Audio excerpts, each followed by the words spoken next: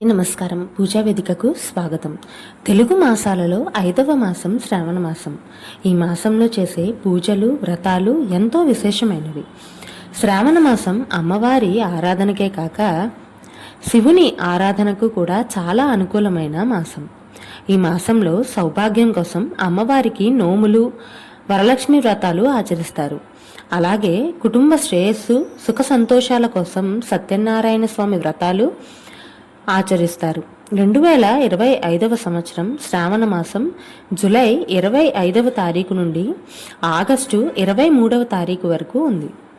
శ్రావణ సోమవారాలు జూలై 28వ తారీఖు, August 4, August 11వ తారీఖు, ఆగస్టు 18వ తారీఖు వచ్చాయి. అలాగే శ్రావణ మంగళవారాలు జూలై 29వ తారీఖు, ఆగస్టు 5వ తారీఖు, ఆగస్టు 12వ తారీఖు, ఆగస్టు 19వ తారీఖు వచ్చాయి.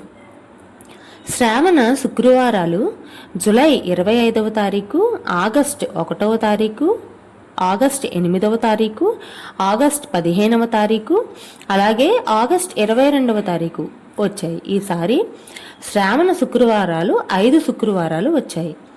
ఆగస్టు 8వ తారీఖున వరలక్ష్మి వ్రతం జరుపుకుంటాము. అలాగే వరలక్ష్మి వ్రతంతో పాటుగా వారాహి జయంతిని కూడా జరుపుకుంటారు.